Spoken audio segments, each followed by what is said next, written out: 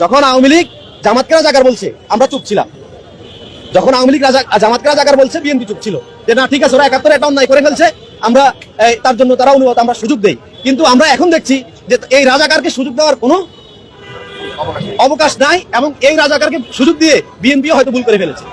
85% মানুষ যখন রাজাকারকে রাজাকার বলবে তখন রাজাকার কিন্তু এই দেশে থাকতে পারবে না। অচিরেই এই দেশে একটা গৃহযুদ্ধ তৈরি হবে, বাংলাদেশের সকল জনগণ একসাথে হয়ে জামাত শিবিরকে উৎখাত করবে। স্বাধীন সার্বভৌমত্ব রাষ্ট্রের জন্য একটা আসনি সংকেত, এবং সেক্ষেত্রে প্রতিটি স্বৈরাচাররাও সুযোগ দিবে, কারণ তারা মুক্তিযুদ্ধের কথা বলে।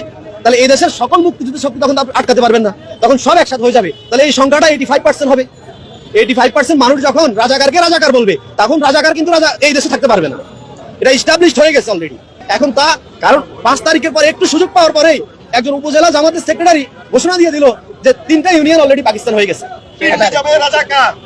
এটা এই ধরনের দৃশ্যটা থেকে আপনি এখন রাষ্ট্রীয় সংকটকে উত্তরণ করেন, এখন রাষ্ট্রকে বাঁচান, রাজাকার আলবদরদের হাত থেকে রাষ্ট্রকে বাঁচান।